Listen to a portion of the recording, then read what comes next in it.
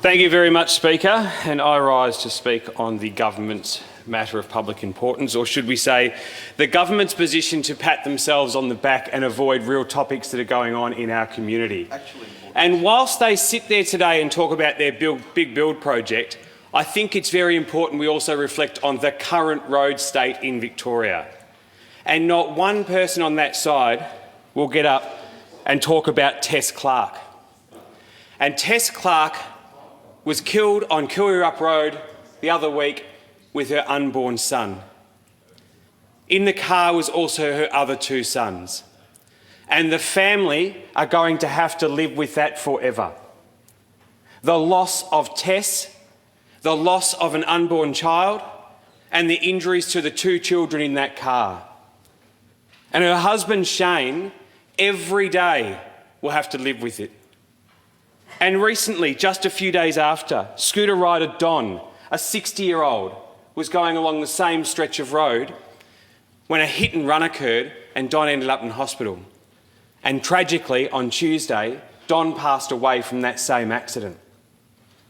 This is a stretch of road that this government has been aware of the issues for many years. In December, I was down there with local constituents and the media talking about the issue exactly where these accidents have occurred, where the deaths on the road have happened because negligence and failure from this government. A government that now wants to come in this place and pat themselves on the back. The member for Sunbury wants to talk proudly of the big build project, yet they can't even maintain roads, and the death toll in Victoria is shocking on the roads because of the lack of maintenance and the neglect by your government. The families in Pakenham every day will have to live with what's happened. And what's worse, the minister at the table was out there in 2018 saying they'd signed off on the PPP to get that project going. Well, guess what? It didn't happen. And then when we write to the new Minister for Roads, what's the response we get, Speaker? The response we get is we're going to look at some safety measures on Kooyurup Road, including putting it out to tender. And I ask, is that the same tender that the member for Narre Warren North was on the front page of the Gazette bragging about, that he had signed to get that road fixed? What a disgrace.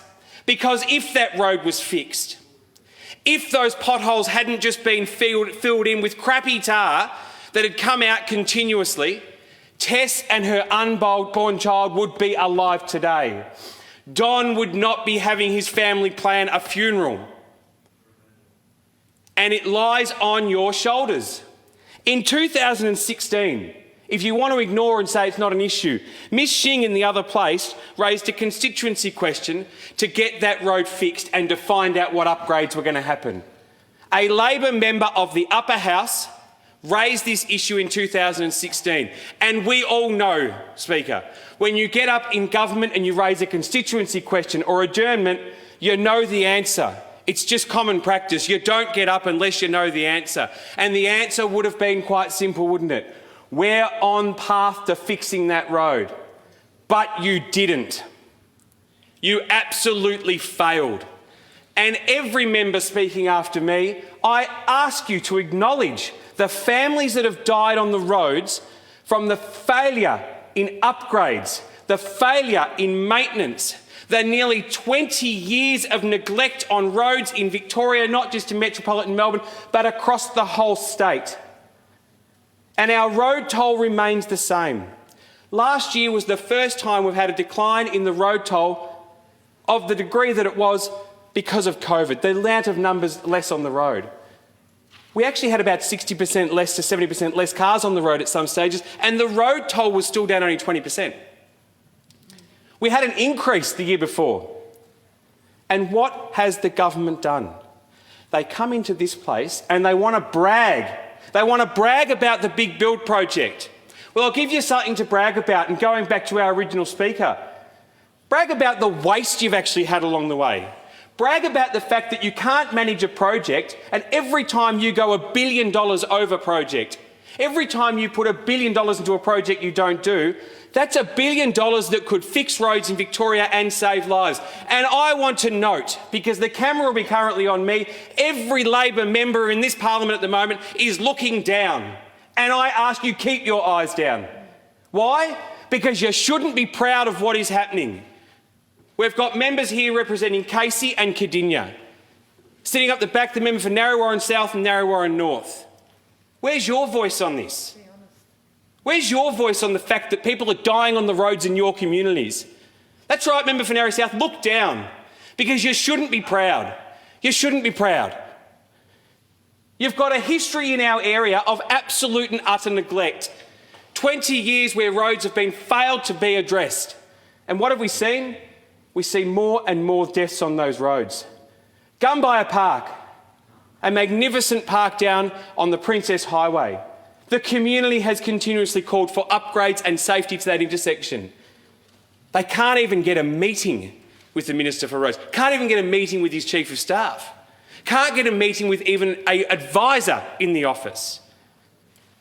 And again, we've seen a tragedy where people have died at that intersection.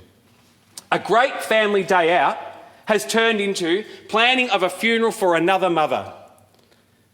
And that's simply not good enough.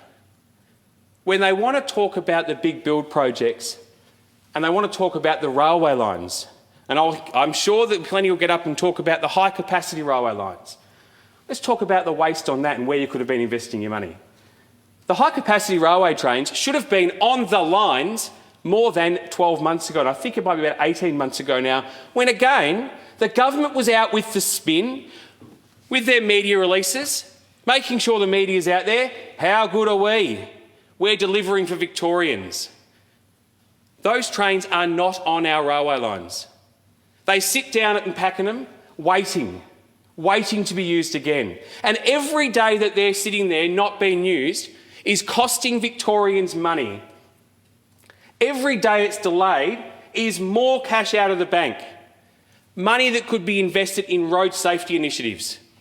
This government came into term 2014 and 2018 saying they were going to make sure that every student in Victoria could ensure that they do some road safety training and make sure they're ready to get their Ls and be safer on the road.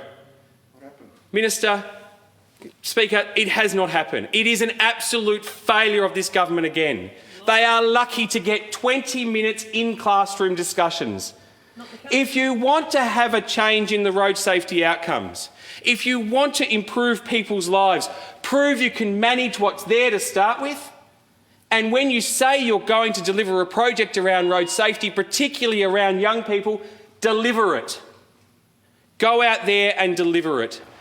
Because all we've seen is spin from this government. We even had the Premier come out at one stage during the COVID crisis and said consideration was going to be around reducing the hours of a learner before they could get their licence. The 120 hours is not a made-up number. It's not an arbitrary number that someone just sat down and thought up one day. It's a number that is proven to make sure children are safe when they get their licence and can drive by themselves. I have a daughter who's on her Ls, and we've driven all over Victoria with her. And she's done her 120 hours in the first 12 months. And let me assure you, when you do your 120 hours, that's when you learn to get your licence. It's post that you'll learn how to drive. And there's a big difference. If this government wants to come into this place and brag and talk about how good they are and pat themselves on the back, I implore each and every one of you to come out to the electorates, out in the growth corridors and see what is happening on our road network. Go out to country Victoria and take a drive, not in your ministerial cars with the minister driving, with you driving, and feel what happens every time you hit a pothole. And think to yourself, if a P-plater who hasn't got the right learning on the road hits one of those potholes, what's going to happen? The blood from these accidents down in my electorate lies squarely with this government. For your failure to deliver on the promises that the member for Narre North, who was then minister at the time, failed to deliver, to go out and brag. And member for Narre North, I invite you, come down and meet the families and explain to them why you didn't deliver on the projects that you promised them that would have saved their lives.